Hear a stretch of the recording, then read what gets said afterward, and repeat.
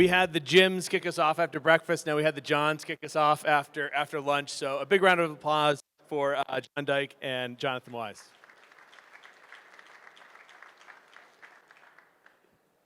The Johns talk a lot about data stovepipes. And when I think about manufacturing data trapped in those stovepipes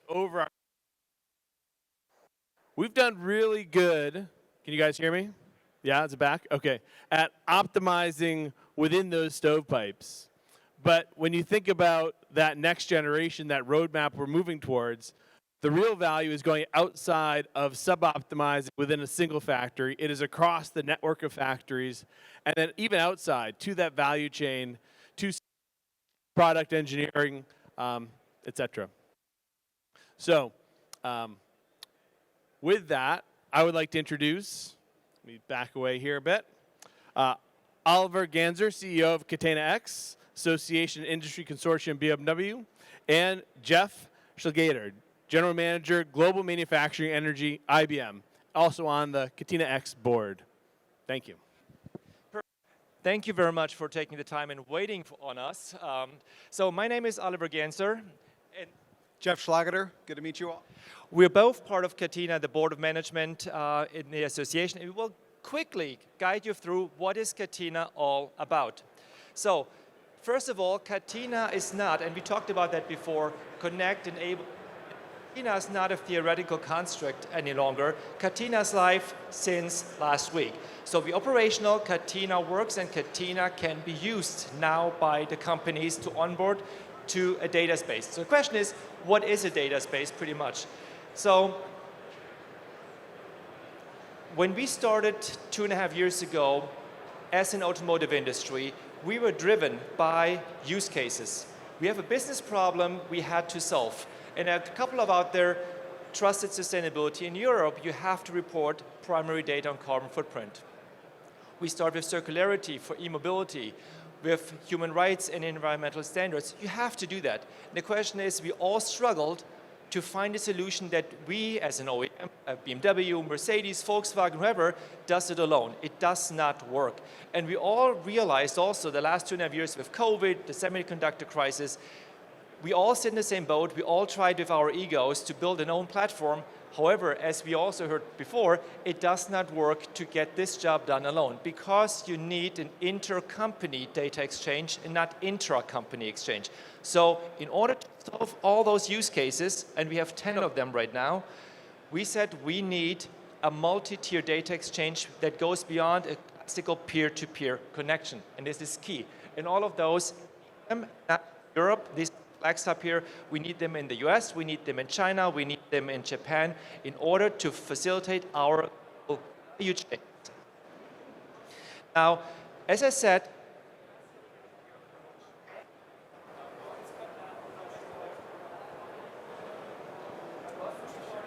okay, the classical peer-to-peer approach does no longer work. BMW has 3,500 suppliers, it's my company, 5,000 locations, but we only go to the first tier. Maybe we have some connections and strategic partnerships with second or third tier, but mainly we go to the third tier. That's the biggest industry challenge, and that's why we have to upgrade our operating model. It is no longer peer-to-peer only. We need a multi-tier exchange of data. We need a systematic coverage. It is no longer if you have 2 or 3 companies here and there. In order to have a data chain represented and no longer look at a fragment of the problem, but the entire business problem, you need the parties in one component chain or in one specific production process aligned as a company. And not just in one region. We need them, our coverage, and I think all of your coverage is also global. We need them on a global and systematic coverage. You need for that a trusted business logic, and I think John was talking about that before. The point is here, if you calculate a product carbon footprint differently than your supplier or your supplier differently than a supplier in another region, this calculation is crap. You need a systematic standard that scales globally, and you do not want to be stuck with one vendor. John as well mentioned that before. You want to have a freedom of choice, what vendor works for you. You chose Oracle, Manufacturing 2030, SAP, Siemens, whatever works for you, IBM, but you want to be in control. Who's going to serve your needs and no one else? So what Catena does is pretty much building a data-driven value chain for the automotive industry that allows a multi-tier data exchange from an end-tier supplier of raw material to a first-tier OEM up to the recycling company and back to close the loops, depending on the use case you would like to do. If it's quality, traceability, product carbon footprint, you name it. And our global coverage, what we aim for are the 275,000 parties involved in the automotive industry and no one less. Because we cannot cover only a little bit if we have to get our industry in there. And that's why this movement pretty much started also. So what's different? And if you look at it, what holds us together, and Jonathan and John were talking about it a little bit, what we combine as an industry are those standards, and we call them kits. Kits like keep it together. We have a product carbon footprint kit. We have a circularity kit. We have a traceability kit. And we also have kits for demand capacity management and so on. The basis, what keeps everything together, is the data space foundation, and I think this is critical. You cannot only have technical standards. You need an operating model, you need policies, frameworks, legal frameworks for data exchange that scale. If every company starts that from scratch, it's not scalable, and that's why everything is in a kit like that. And I think this is something that is uniformal, usable across the world, because those kits are open source, Apache 2.0 or BBYC 4.0, where we say we create them in open source under the Eclipse Foundation together as an industry. What's part of that kit? And I will not go through that in detail, but you have the semantic models, what we heard. We have the APIs, you have the access and usage policies, you have test data that as a developer can start with right away. You have protocols, you have deployment scripts, you have everything to start and implement in the software. If IBM chooses to become part of Catena, this is the jumpstart where they implement it and use it right away. Right now we have 12 kits out there, and you can see them on the site. We released them in September, and we went live with the operational data space now on 16th of October. Long story short, how does it work? We have this data space foundation, is at the bottom. This is pretty much how to connect to the data space. What is the operating system? Your Microsoft, your iOS, your Linux, as a comparison. This is also open source.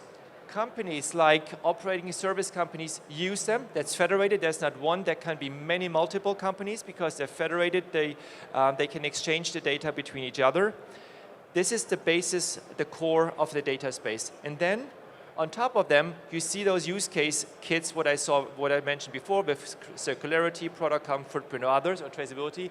And those kits, you have marketplaces for application providers. Those marketplaces, like product carbon footprint, you can have in Manufacturing 2030, IBM, SAP, Siemens, Oracle, Microsoft, whatever you imagine.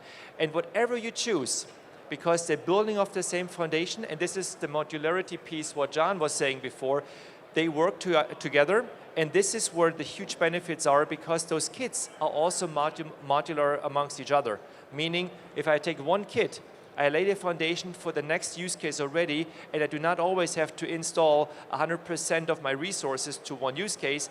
When I have one use case, the second or the third one is only 60 or 40% in creating the value.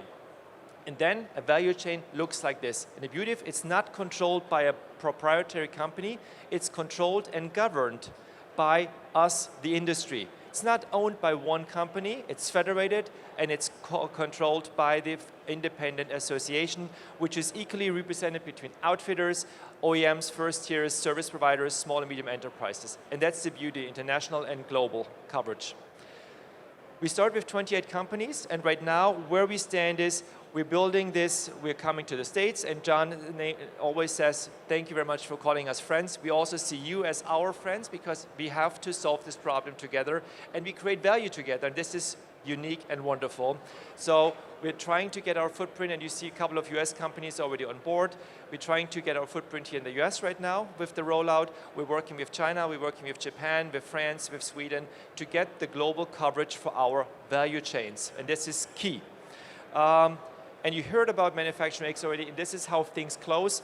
We are live, we are operational, and what we see now is the adoption of the companies using us, and secondly, applying this into other segments and sectors as well, like chemistry, Factory X, like Aerospace X, whatever we hear, but it's always the same principle. Build an open source as an industry, create value via use cases, and scale out from there. Thank you very much.